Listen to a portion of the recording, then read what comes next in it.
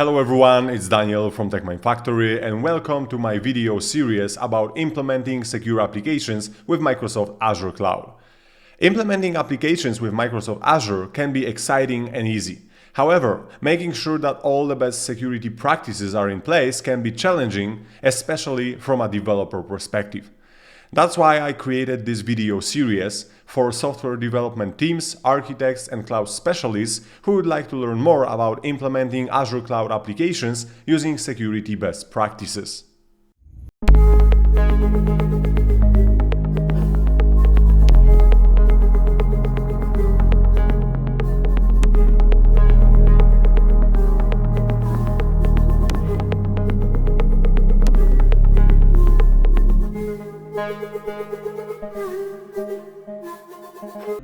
So what are some of these security challenges behind cloud applications?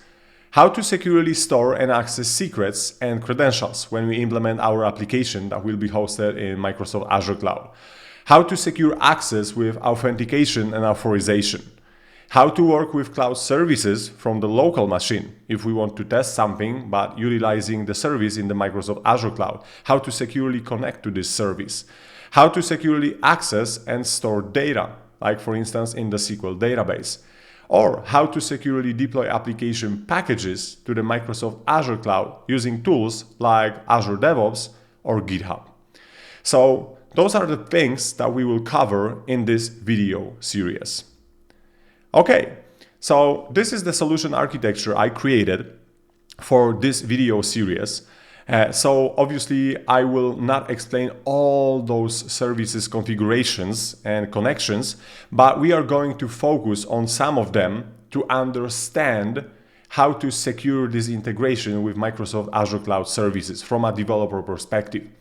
So as we can see, this is the solution architecture. There are some APIs hosted using Azure Containers apps.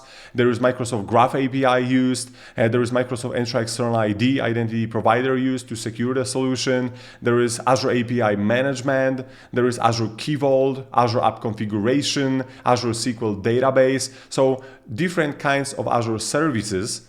And we are going to discover how to securely connect to those services and also how to secure communication between all these services, and also how to properly approach user authentication in our application.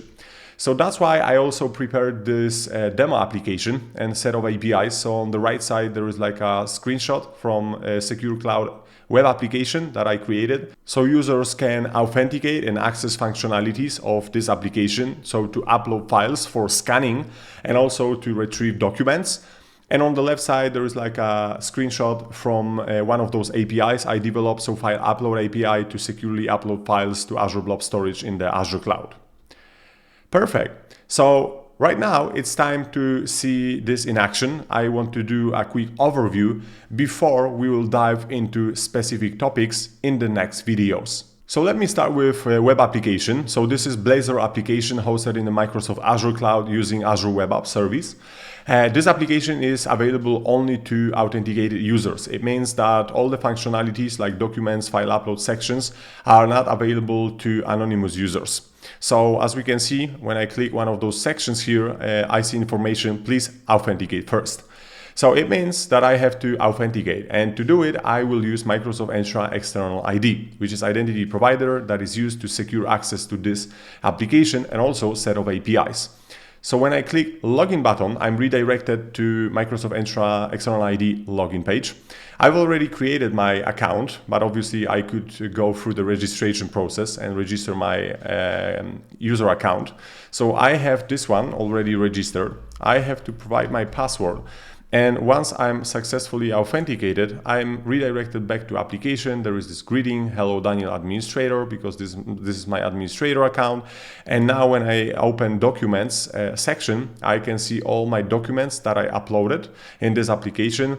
I can also, see the file that I uploaded. This is sample invoice that I uploaded. And the thing is that under file upload section here, I can upload those files like this invoice file. And then it will be uploaded to Azure Blob Storage.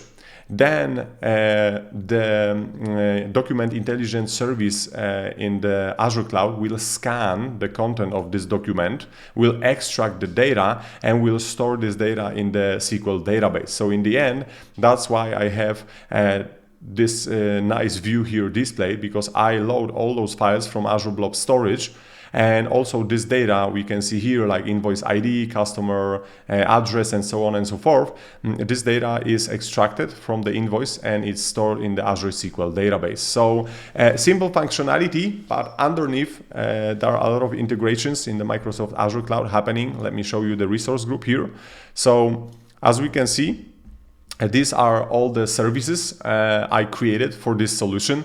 So there is SQL database where I'm storing the extracted content from the documents. There is, for instance, Azure Key Vault, where I store securely the secrets and credentials for my application. There are managed identities, which we will explain in the next videos in this series. There are Azure Containers apps used to host APIs and background services. There is my Azure Web App to host the Blazor application. There is Azure API Management also used, Azure Container Registry. So, and also this Document Intelligence Service, which was previously called Azure Form Recognizer. So as we can see, a lot of different services used in the Azure Cloud. And those services are used to enable this functionality I showed you in the application. Also, when it comes to this video series, we are going to talk about secure deployments to Azure Cloud without any secrets, using Workload Identity Federation. So as you can see, I have my project created in Azure DevOps. Those are my pipelines created for all the components for this application. So for Azure Web App, or to be more precise, Blazor Web App that will be deployed to Azure Web App. I have a deployment pipeline for Document API, File Processor Worker, File Upload API, and also the pipeline for Azure Infrastructure. So we are going to see how to securely deploy to Microsoft Azure Cloud without any secrets. What are the options here?